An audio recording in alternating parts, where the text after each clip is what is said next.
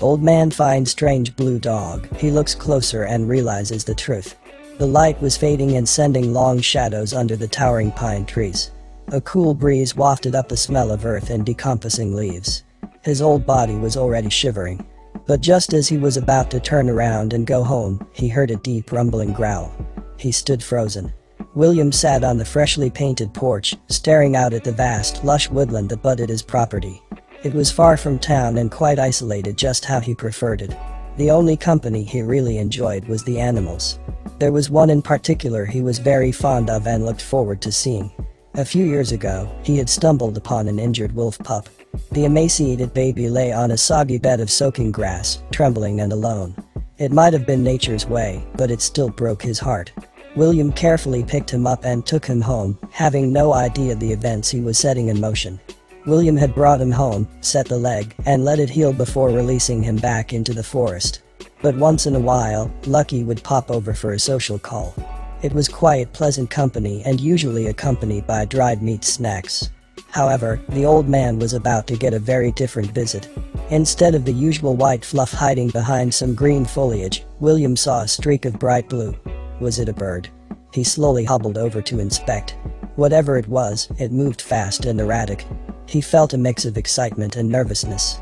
Was this a new friend or wild foe? He was only a few meters away when the blue creature sprinted over a ridge. William shrugged and turned away, but then he caught another blur of movement out of the corner of his eye. It stood on the ridge, staring at him. Something was off. He could feel it in his gut. He also hadn't seen his wolf in ages. He squinted. It seemed to be a dog. But the color and coat were all wrong.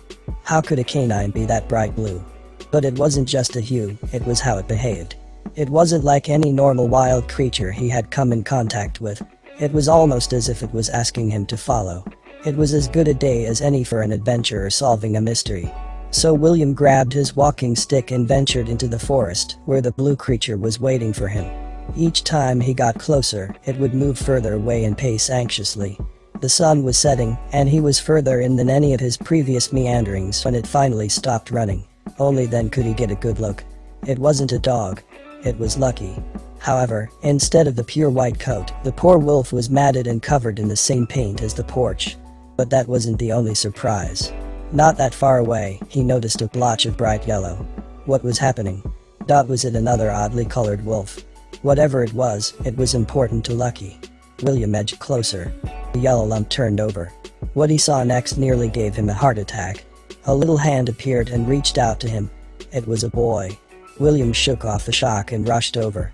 The boy was wet and shaking, just like William had discovered Lucky when he was just a baby. He picked the boy up in his old arms and slowly brought him back to his cabin. There were so many unanswered questions. The ambulance was the first to arrive. The sheriff pulled in only minutes later with two very terrified parents. William listened in awe as the officer explained they had been searching for the lost 4-year-old, Ben, for 2 days. Somehow, he had wandered off well past their search perimeter. But what about Lucky?